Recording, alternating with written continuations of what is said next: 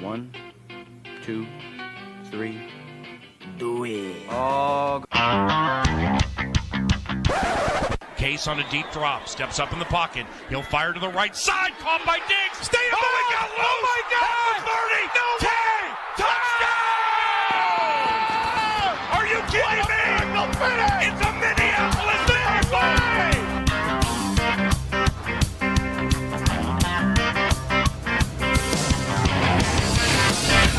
All right, we're coming right back in to another edition of the Skoldiers podcast, and never has our intro been more pertinent than it is right now. Just finished up a game against the New Orleans Saints at home, and didn't quite go the way we thought. Of course, I am Ed Brown-Merkel, your host, with my co-host, Mike Anderson. How you doing tonight? I'm getting by. Getting by. Talked you off the ledge a little bit earlier, you know. Tough day to be a Vikes fan. Didn't really seem to get a lot of breaks last night. Vikings lose 30-20. And you know what? We got miracle whipped, buddy. Yeah. Obviously, if you listen to the podcast, I did pick us to lose the game. However, I did not think we were going to do it in the fashion that we did. Really a game, as we'll get into here, that we kind of... I feel like we're the better team basically in almost every area, with the exception of turnovers being a very important one at that. But, you know, they played a pretty good game. It's just you can't turn the ball over in the NFL, as we've seen time and time again, and especially when it's a pick six type of scenario like we had. So.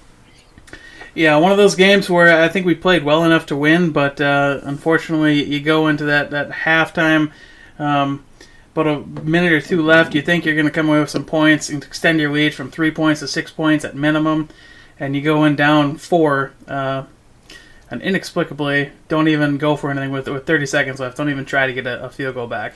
So first off, what were your thoughts on that? Like, you okay with that decision? Would you rather have them see them try and pick up some yards and go for a long field goal?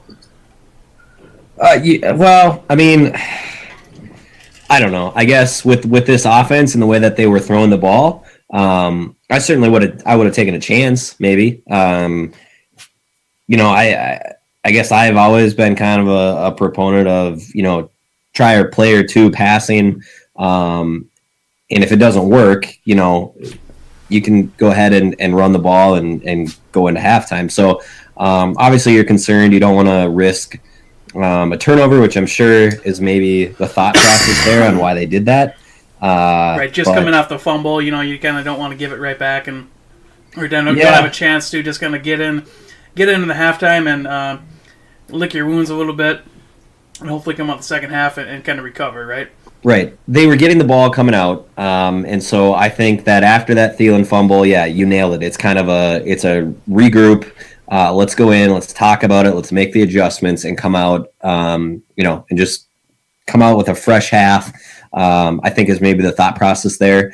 Also, you know, you wonder if maybe they just weren't planning to get that much, you know, to get the ball back with 30 seconds. Right. And so it maybe had already been talked about, like, hey, you know, we're coming out in the second half type thing. I'm not sure. That shouldn't be a thing in this day and age. You know, you should be prepared for basically every scenario, I would think. But a little strange at the end of the day with all the other stuff that we're going to get to. I don't know. I actually thought we saw a little bit more aggressiveness from Zimmer on a play calling standpoint, or a DiFilippo, whoever combination, you know. But, you know, 4th and 1, touchdown past the Diggs, and, you know, we'll get to some of that stuff. But right, so just to touch on that right away, because it's bookending the halftime there, we go out there, end of the half, 30 seconds left, we run a draw play, let time expire, we go into the halftime. We come out, second half, our first drive of the second half, we're on our own 45, it's 4th and 1, we throw a pass play, we fail to convert. Now, why do you, if you're sitting there and you're conservative in the second quarter going into the halftime, and you don't attempt to pick up any yards to try to make a long field goal, why do you go for it on that 4th and 1, knowing that you're down by only 4 points, potentially giving them the ball back at very good field position? Like, why are you choosing that spot to be aggressive? To me, that seemed like a panic move. See, and to me, I think they're independent. I'm not relating those two decisions really at all. I think so much of that is game flow and how you're feeling at the time. And, like we said, they came out of the second half. I think they were feeling confident. Our receivers were getting separation. They were open, at a lot of times. And even on that play, Treadwell was open. Obviously, Marshawn Lattimore just made a hell of a defensive play to bat that ball out of Treadwell's hands before he could kind of secure it. I always typically like to have a running back in the backfield on a 4th and 1, even if you're going to line people out like just for the threat. Just the threat. Just because I don't know, and maybe that's just me mentally, whatever. But I really think it's a good idea to have a back there, whether it be for protection or just the threat that it could be a delayed handoff, and you kind of keep them in check a little bit. Now, again, on this play, Treadwell was open. The pass was there. He had caught it. It's just that Lattimore came in and knocked it away. So sure. I actually liked the call. It didn't work out, but against this good of a team, I don't know. I like the call personally. Offensive performance in general. Anything besides the 2 wide receivers and their horrible issues stood out to you? Cousins again. 360 and 2 passer rating. I think he had of 107, 108. He's consistently being pressured. He was pressured again on something like half of his dropbacks, I think. It's just he's under duress and he's trying to get rid of that football, and yet he's still being extremely successful. They threw to Murray a little bit more, which just makes me want Dalvin Cook back. Murray had 5 catches for 39 yards. Nothing against Murray, but he's no Dalvin Cook out of the backfield. No, and especially when you can get the ball to those guys in open space. Dalvin is, a dynamic runner where Murray is more, the L train. He's going to try to run through you, or maybe a little, just a little shimmy cut type thing. Whereas Dalvin's got a full bag of tricks. I don't know. Nothing else really stood out. Rudolph, I thought I had mentioned that maybe that was going to be a way where he would have a big game. 4 receptions for 39 yards on 7 targets. That's not horrible, but not horrible. You want a little bit more if you're looking for a breakout game like that. Yeah, I think we had said that if they were going to try to shut down Thielen and Diggs, that basically how are they going to pick their poison? Right. And they ended up. Apparently it seemed like trying to move Lattimore around a little bit, but Diggs was the one yesterday that ended up going off, and Thielen did get his 100 yards, but Diggs had 10 for 119 and a score and really seemed to shine in that spotlight there. So I don't know. The offense continues to move along. It's just the turnovers would be the other thing that stood out from an offensive standpoint. And just to touch on rushing before we move on, Saints pretty highly rated rush defense. We only rushed for about 85 yards on them, but that's about our average. And if we can do that against that type of a rush defense, I think that's a pretty fair game for this offense right now. Yeah, no, I think they had the number 1 rush defense coming in. Was that the Eagles? No, it was up there, top 5. Yeah, they kind of rotate. So. Yeah, ran the ball well. Murray has done a great job stepping in. The running game has really started to come together a little bit more over the last few weeks. We're leaps and bounds ahead of the 4 rushes from running backs we had against Green Bay. I think that the offense is really clicking. The defense had started to really put it together. The last 2 or 3 weeks at 17 points. And I thought the defense, as we probably transition into, I thought the defense played well for the most part. But it's just, we were talking before the show, it's just like every week it's something for all these losses, and I say all these when there's 3, but it just seems like something goes wrong, you know, and it's a different thing each time. It's not.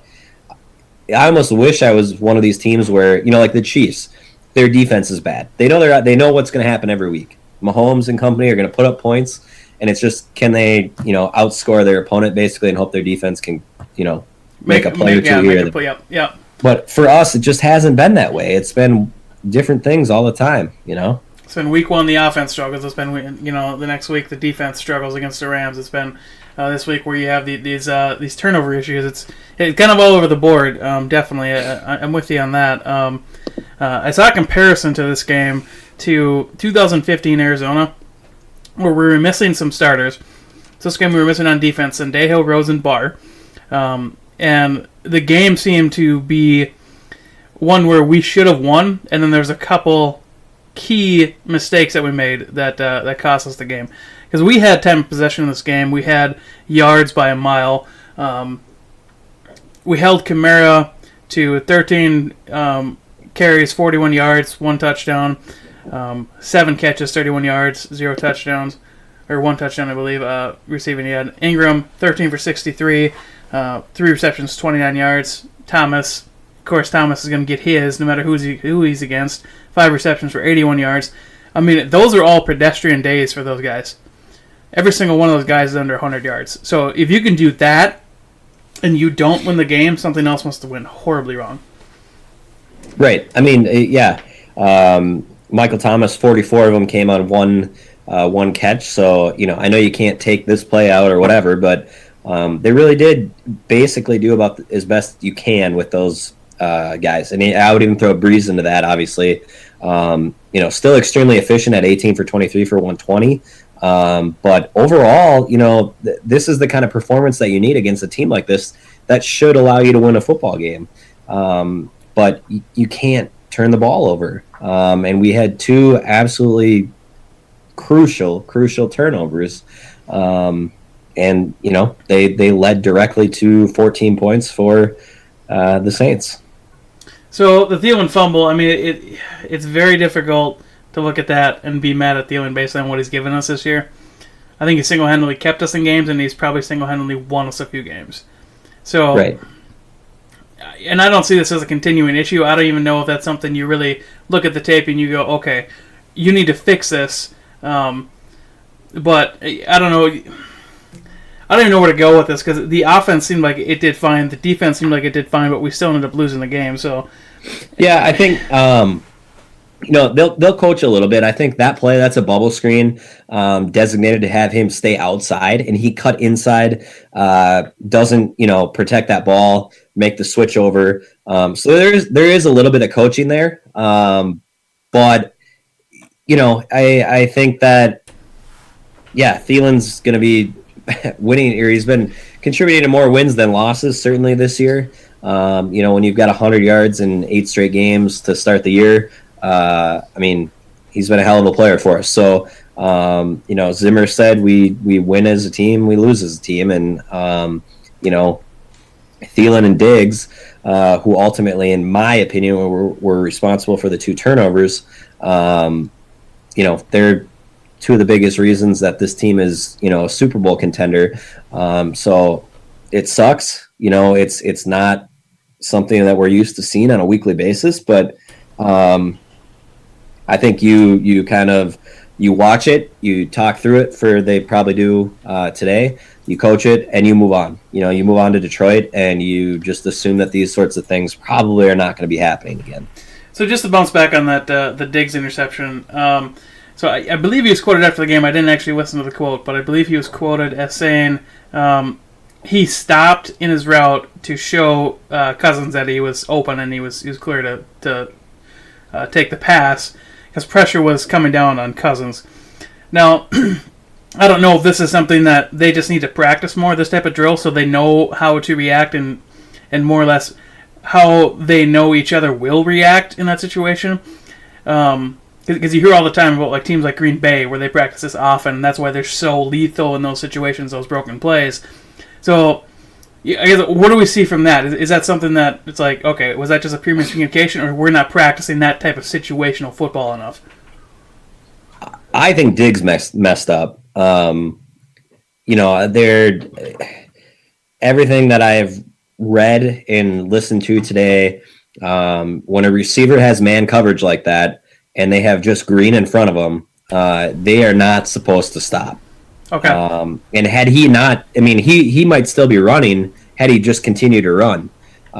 He certainly would have picked up a first down on that play, and you never know. He's a dynamic guy with the ball, but everything. I think that maybe an Aaron Rodgers type relationship with a receiver, when you really know it that well, maybe a receiver stops there. But sure, everything I've seen and read, Diggs is not supposed to stop on that, and I certainly Cousins did not think that he was just going to all of a sudden stop. So.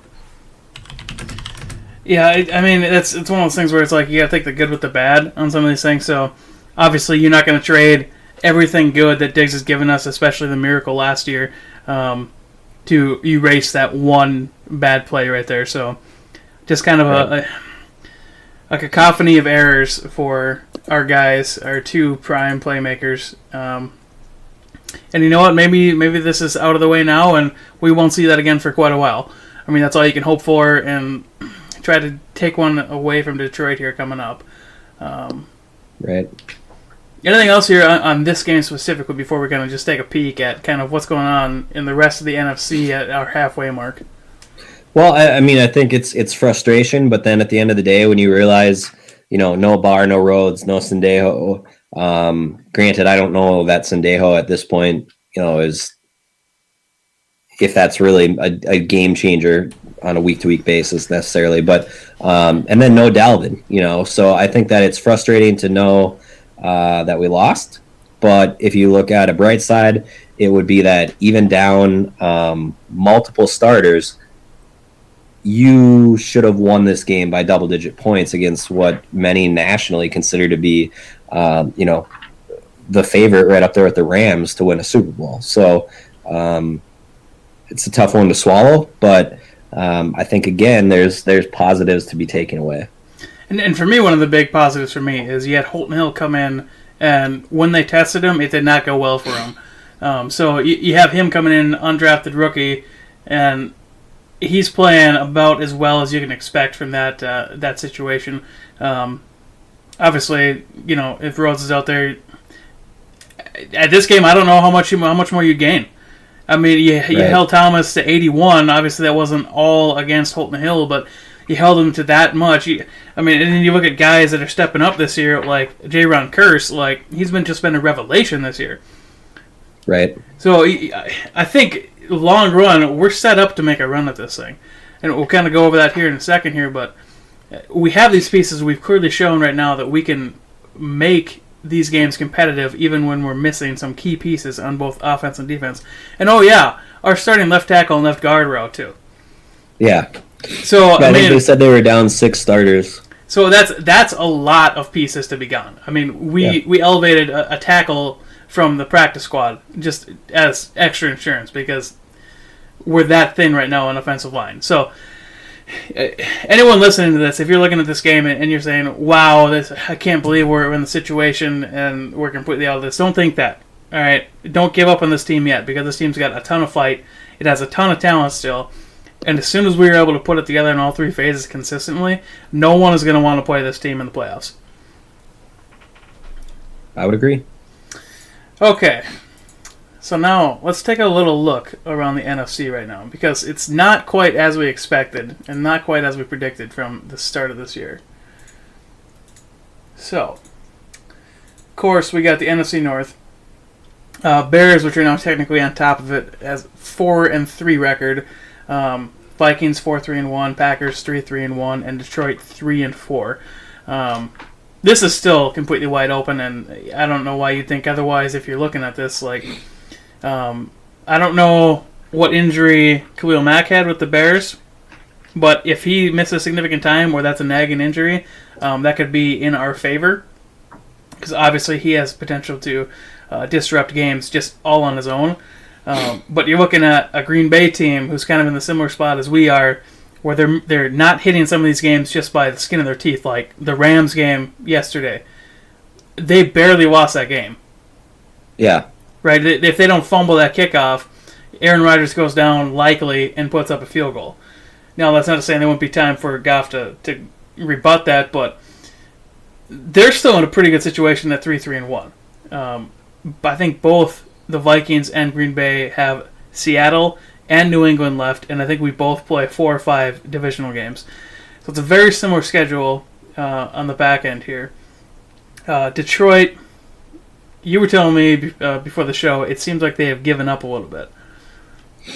Well, they were, when we were recording this, there's not that, I don't know what official time, I don't know if there's 12 hours or whatever left here on the trade deadline. But basically they were now open to offers for Golden Tate, something that they previously had not been open to, but after the loss, it sounds like they're at least willing to listen. And to me, that just,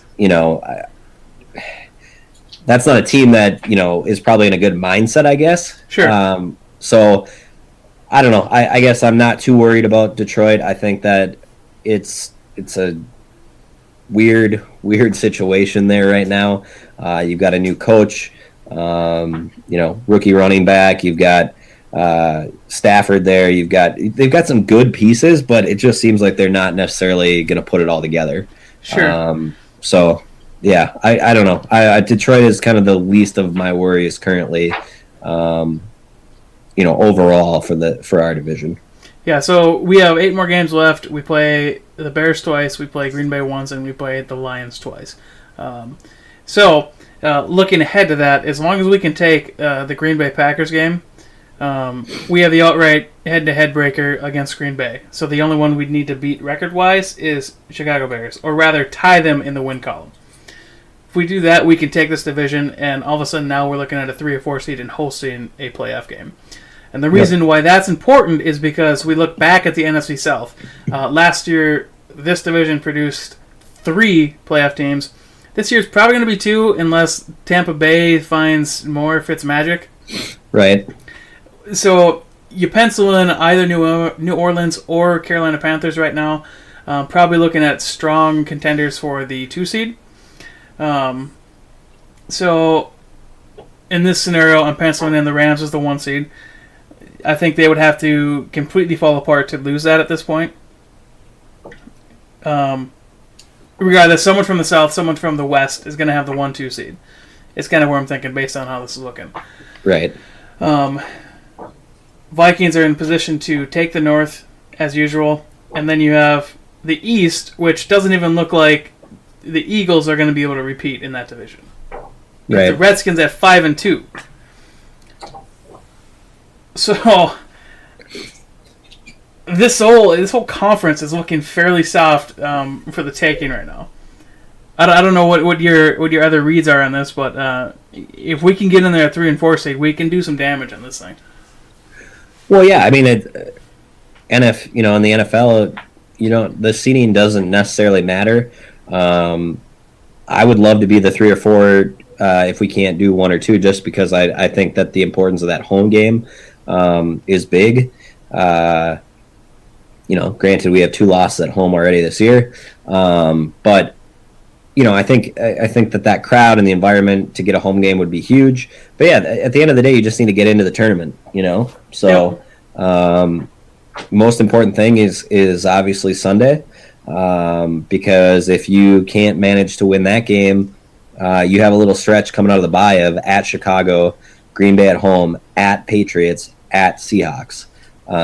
So 3 out of 4 games on the road, and they're all in places that we have had difficulties winning. And Patriots just being one of the most difficult places to win, period. So, Sure. All of a sudden you lose to this Lions team on Sunday, and we might be looking at this in a whole different light, So I think it's important that they take care of business. And then you go into the bye, you try to get healthy, and you come out with a huge matchup against the Bears, in what most likely will be to take the outright lead in the division, I would say. Yeah, so everything's in front of us right now. Like I said, I think the key for us in the next couple of weeks here is to get healthy on the bye. Yeah. Take care of business in Detroit, get healthy on the bye, and if we're walking into Chicago and we win in Chicago, you feel a lot better about the rest of the schedule. Yep, I 100% agree. I think we've seen the pieces come together over the last 2 to 3 weeks. And they kind of put everything together this week. It's just you obviously have to avoid those turnovers. Right. So we'll see. And just because we've talked about this several times in the past couple days here. This is not the team we expected it to be come the beginning of the season. We expected it to have an upgraded offense with Kirk Cousins. We expected to have upgraded play calling with John DeFilippo. We expected the defense was returning all the starters, got extra pieces in Aloka and through draft capital. And we expected this team to be completely dominant. Clearly, we have not seen that yet. No. But that notwithstanding, we still have all the talent that we were expecting to be dominant. We've seen improvements, I think, weekly on offense. And where we haven't, we've seen it bounce back the next game. We've seen this defense now go from a complete embarrassment versus the Rams to pitching some pretty solid efforts here in the last couple weeks. So, like you said, we need to put this together, stop the turnovers a bit. I think Kirk has kind of curtailed his a little bit, his fumbles. He's taken care of that. But just stop some of these funky plays that have the ability to ruin you, obviously. And we're playing solid football. I think, honestly, we could win any single game on our schedule remaining. It's just cleaning up those errors and playing the way that we know we can play. Yeah. And I think the defense needs to get back to, a little bit more dominant. I think Everson coming back will help that out. He was a little rusty this week, as to be possibly expected. So getting him back and Barr and Rhodes are obviously key pieces, and I think they got to get a little bit of that nastiness back. And I'd like to see this defense become dominant again. That was kind of our thing last year. And the offense this year has been good. They have been, for the most part, as advertised, and Cousins has been great. So half of this, even without Dalvin, is operating about as good as we would want it to. Thielen with 8 straight, 100-yard games. It's if you had told me that just the offensive side of things, I would probably expect this team to have a record similar to what the Saints and or Rams do. But unfortunately, the defense just, hasn't quite got to that level. Right. And, there's still time to get there. Like I said, hopefully we can get that nasty streak back. We can get healthy. We can get Everson more involved. I didn't see him out there a ton. I think it's probably about 50-50 from what I recalled, just from watching. But yeah. Play counts or yeah. It seemed like they were kind of easing him in just a little bit, which makes sense based on kind of the rust that you saw. But yeah, it's everything's in front of us right now, and this is going to be the true test of this team. Do we belong in the playoffs or do we not? He was 70%. Okay. Of the 70% of the defensive plays.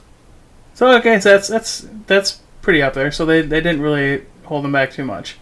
Well, Holton Hill, by the way, 100% of the defensive plays. Yeah, he's. I think he's going to be good along with Mike Hughes when he gets back. So, everything's in front of this team. Like I said, this next stretch is going to define whether we belong in the playoffs or not. And if we do, we'll play good football. We'll play sound football. We'll play mistake-free football, and we should have no problem at least getting to 6-2 in these last 8 games.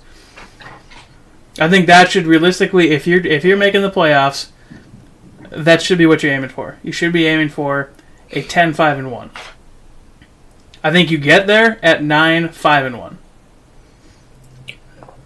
Yeah, I mean, I think it's really going to depend on, who those wins and losses are against, right? Obviously, if you lose a lot to the division, you're going to be in trouble with that. Yeah. Yep. So. If you're going to lose a game here down the stretch, losing at New England, isn't going to be the end of the world. Actually, you're probably out of conference. That's probably the one you're okay with. Yep, exactly. If you said, "Hey, we have to give you another loss," where do you want it to be? Well, you might as well take the New England or the Miami game. Right. So but we'll see. It starts Sunday. I think that this can be a great kind of launch point or catapult into the bye, get them feeling really good and excited to go into work. With that bye week, I know obviously usually guys get time to get away for a little bit, but I think get some positivity, some optimism moving into that second half of the schedule. And then, like we said, it's the gauntlet right out the gate. You got 3 or 4 on the road against some pretty good teams. So we gotta figure it out soon, and they got to start putting it all together. So we'll see. Absolutely, and hopefully this time we can rename Ford Field West to U.S. Bank Stadium finally. Yeah, let's see. See if that works. We'll give it our best try, and that's all we can ask for. I think that's it for me. Any closing thoughts, Mike? No, I don't think so. I'm on to Detroit. We're on to Detroit. We're on to Detroit. Yeah. All right, that's going to do it for us, Skoldiers Podcast. I'm at Namok7 on the Twitter. Mike? Muskie_Mike. We're on Skoldiers.com, climbingthepocket.com, on the Climbing the Pocket network here. Take a listen over there. They got some good stuff going on. We'll probably talk at you next time for a Detroit preview, and hopefully we can take care of that business. So, Skol Vikes, man, let's go get this thing. Yep. Skol.